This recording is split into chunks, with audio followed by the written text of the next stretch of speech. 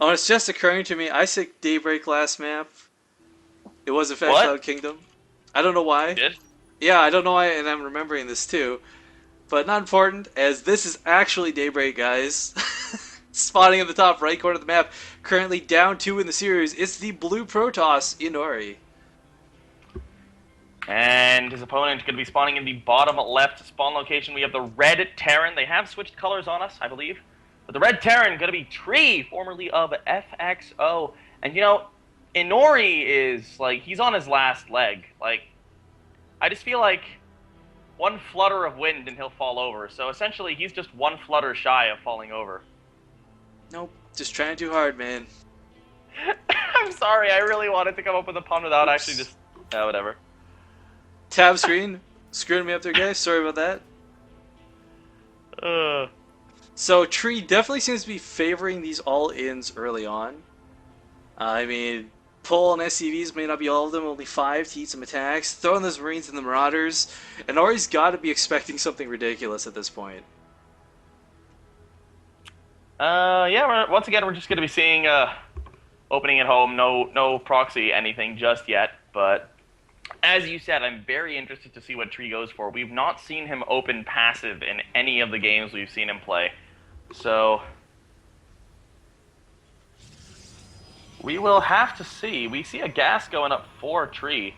Alternatively, I Same as would like before. to see Inori put on some early pressure himself. I mean, the best way to counter stuff like all-ins is to be the aggressor, catch your opponent off guard.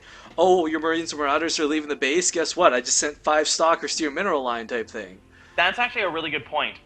When he was playing against Bad Fat Panda in their best of one of the reasons Bad Fat Panda's push was so weak when it got to the base is because there were 5 stalkers outside his base that were just able to kite and kill SCVs and Marines the whole way back to their base. Well, we'll see what So Inori I think chooses to to see if do. he opts for a little more aggression than he did in the last game. We see Orbital on the way now for a Tree. Just everything looking pretty standard so far, but nothing is standard when Tree plays. This SCV is losing a lot of health. He's trying to build the supply depot, but the poor guy just won't catch a break. Finally, the Marine pops out and he can get away. Yeah, and he did have the early pylon last game, but it really went unused. The one that was near the factory, that really weirdly placed one. I would like to see him try and get something out, but I mean, we got one Zealot already out ready to poke. Stalker follow up. And there's the factory at a second gas, so this could be Cloak Banshees. The second gas is not something we've seen him do yet. Yeah, you Um, typically take that second gas, but much, much later. I mean, Cloak Banshees are definitely a possibility, especially given the positioning of this barracks, of this factory rather. Putting the starport down right next to it, and then putting the tech lab on the factory and swapping it over, lessens the distance of flight to your opponent's base just slightly. However, this pylon put here by Inori could pose to be a bit of an issue if he scouts the move out, and he is getting in position to put down that starport. There we go. Four We see Marines. Tree moving out on the map with 4 Marines. That may not be so good against the Stalker, actually. He's gotta be careful. The line of sight blockers, though, are gonna help out a great deal. Nicely done, and Inori is forced back.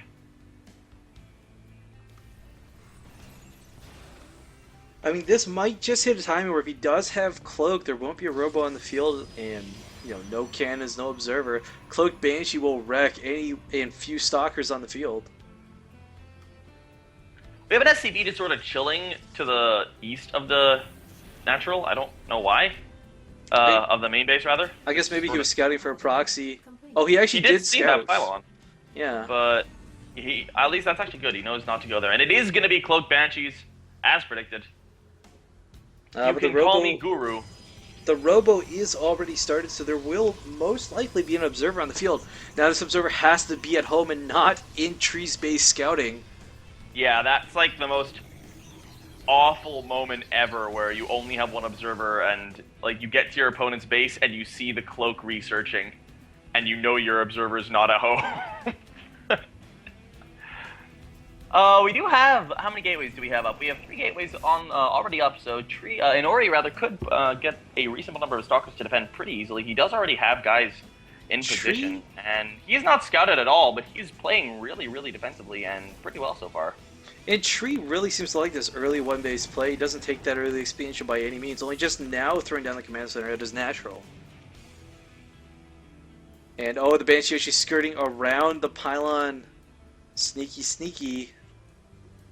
Although it's only just barely out of vision. Actually, if you look at that, it should be in vision, but it's not.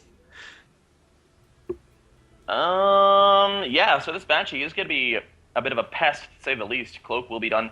There is no observer being made just yet. He's going straight into a oh no, oh no. There is one observer, but it's in the wrong location, and he's going into Immortal production. Where is the observer? I don't it's see it. Just outside the main. Oh yeah, there it is. Well, he can of course move that in time, but this Banshee should get in and do some damage. Don't know if he'll go for the Stalkers. Most likely just going to focus on these probes though. Ba-boom! There we go. One probe goes down. He's already starting work on all the other probes. There is the Cloak. Probably going to try to pick up the Sentry. No, opting to go for the main instead. Nope. There we go. Sentry going down. There is a Raven on the way as well, so that will be a nice follow-up. That observer hasn't moved. Oh dear. Oh dear. At this point, this is not looking good for Inori if he can't move that observer. There we go. But here comes another Banshee from the other side. Another Banshee moving on in, and this is going to be. I mean, he's got to pick now. Which Banshee do you want to deal with, my friend? Tree doing some very nice poke, picking off workers left and right here. Granted, it is only 6 workers killed, but so far. I mean, 6 is still quite a bit when your opponent's only picked off your 2 scouting SCVs. Back at home, Observer is following around. Observer is following around this one Banshee, so the other one is sort of not being minded in the corner. But he's done a really good job. He has a second Observer out now, so both these Banshees are essentially useless for now, harass-wise. And there's a Stargate on the way for Inori, so... Not something you so typically see, much less this early. But I guess having at least one Phoenix on the field is the best way to deal with Banshee harass. And there's another Observer. Sorry, we have a 10-worker lead for Inori, so he is in a pretty good position. But don't forget that Tree came back in the last game from being down 11 workers this earlier than this. And we do have an Observer glued to each of these Banshees. Oh, but look at this in the middle of the field. This is such a huge force moving out. And I think Inori, yeah, he's got to leave Stalkers ready to defend against these Banshees. This is going to be very difficult to deal with. I mean, he's got 2 Immortals, and they're going to do some massive damage, but, I mean, between the Raven, Auto Turrets, Medivacs, and this many Marines, it's going to be hard to break Tree's forces. And actually, there's a very good point made by Fedora in the chat. If he brings the Banshees into the main army, the Raven will allow him to pick off the Observers. But that Phoenix did pick off one of the Banshees. Oh, did it? Oh my. Observer sees this move out of the Medivacs. He's got to know something's coming now. He is getting in position. There's the scan. And here comes the... Nope. Apparently not. Trying to push up the main now. There's a Phoenix. Gonna land that factory and start producing... He's gonna start producing some Hellions behind this.